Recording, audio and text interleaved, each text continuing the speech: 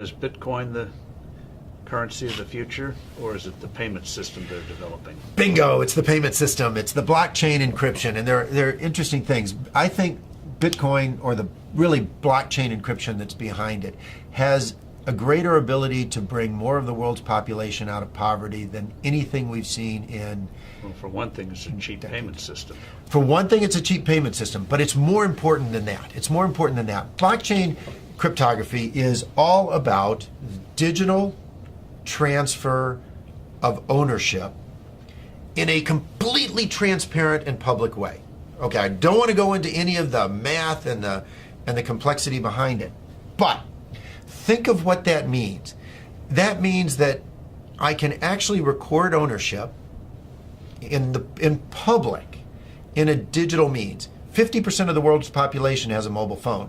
I read an estimate this month that in 2020, 90% of the world's population will have mobile phones.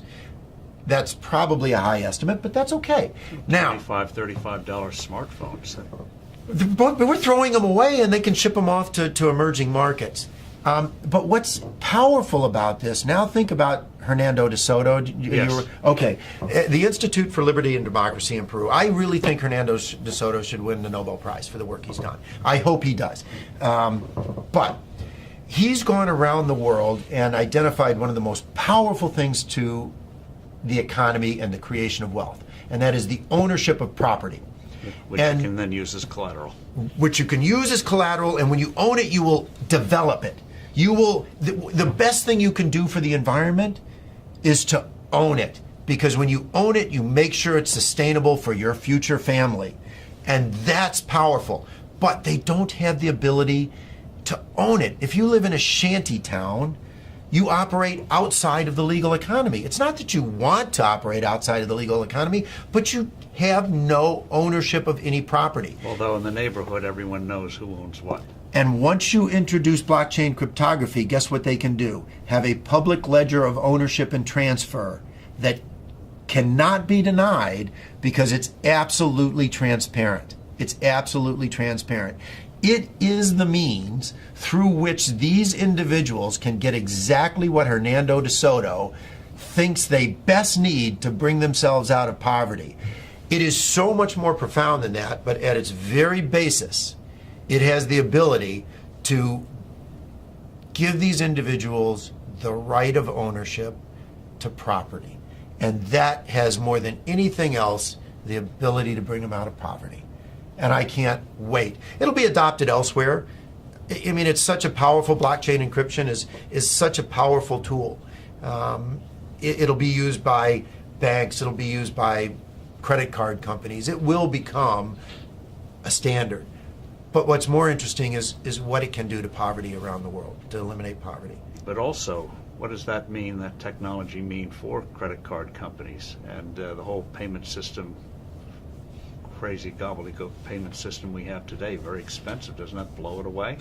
I hope so.